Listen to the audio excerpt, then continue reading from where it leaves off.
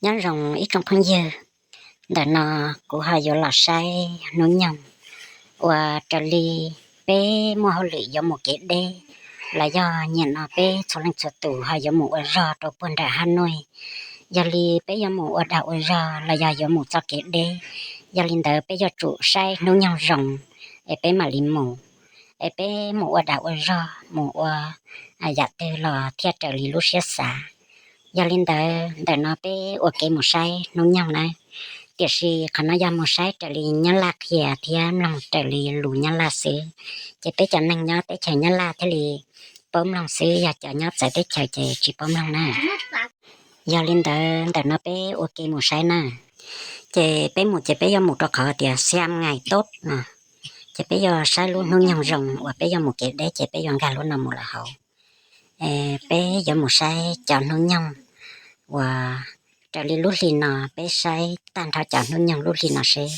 lúc nó từ thì li rồng một cái đấy xem ngày tốt, xem ngày xuất hành di chuyển, xem ngày tốt. 1. Bách Kỷ. Theo quan niệm dân gian, ngày này là ngày Dương Công Kỷ, Tam Nương, Phạm Bách Kỷ, trăm sự đều kỵ bằng dấu lớn hung. Không nên tiến hành các việc quan trọng, bất kể đối với tuổi nào. 4 điểm, 0/15 điểm. 2. Nhị thập bát tú. Ngày 4 tháng 5 năm 2025 có sao phòng rất tốt với việc xuất hành, di chuyển. 4 điểm, 3/3. 3. Trực.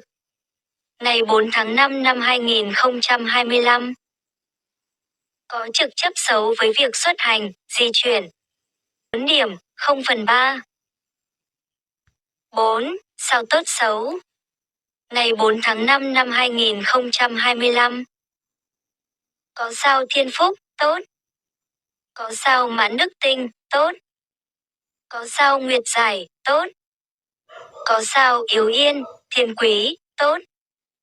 Có sao tam hợp, tốt. Có sao dân nhật, thời đức, tốt.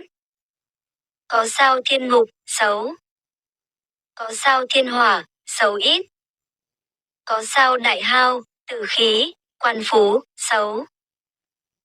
Có sao ngũ quỹ, xấu ít. Có sao chu tước hắc đảo, xấu ít. Có nhiều sao bình thường. 4 điểm đại diện, 2/3. Nam, ngày can chi. Hôm nay ngày quý dậu xấu với việc xuất hành, di chuyển. 4 điểm 0/3. 6. Ngũ hành tuổi và ngày. Mệnh tuổi, sa trung thổ, sinh mệnh ngày, kiếm phong kim, là mối quan hệ sinh xuất, người bị tiết khí. Tiểu cát ngày này tốt với tuổi bạn. 4 điểm 2, 5/4. Đánh giá. 7, 5/31. Ngày này rất xấu với tuổi của bạn để tiến hành xuất hành, di chuyển.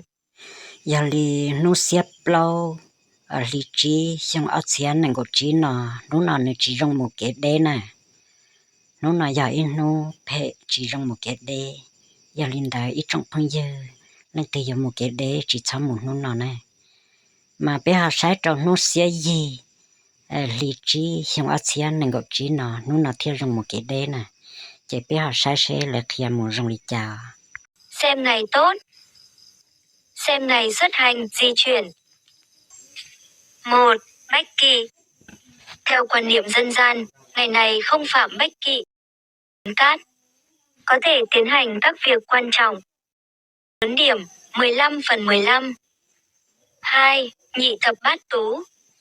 Ngày 8 tháng 5 năm 2025 có sao đậu tốt với việc xuất hành, di chuyển. 4 điểm, 2/3. 3. Trực.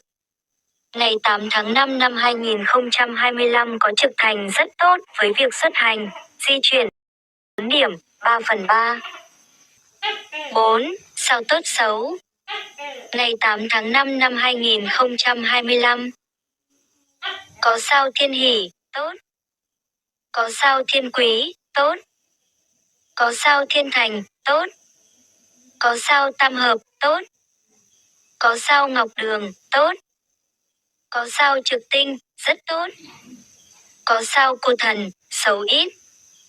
Có sao tội chỉ, xấu ít. Có sao đại cát, trực tinh, có thể giải trừ được sao xấu. Điểm đại diện, 3/3. Nam, ngày can chi. Hôm nay ngày đinh sửu rất tốt với việc xuất hành, di chuyển. Điểm 2/3. 6. Ngũ hành tuổi và ngày. Mệnh tuổi, sa trung thổ, khắc mệnh này, giản hạ thủy, bằng dấu lớn hung. Ngày này xấu với tuổi bạn bằng dấu lớn điểm 0/4. Đánh giá 25/31. Ngày này tốt với tuổi của bạn để tiến hành xuất hành, di chuyển. Giờ li bé sai nó nhông là giờ lòng nó nhông một cái đê là sau li nó sư. Ông cả ít trồng cái tiếp không dư tụi lầu tụi lùa tụi lót tụi dầu sẽ đàn rí cho cái nó cả nhau rồng. Lì lúc xe hở bé mà lì xin chỉ đùa nhau rồng này này.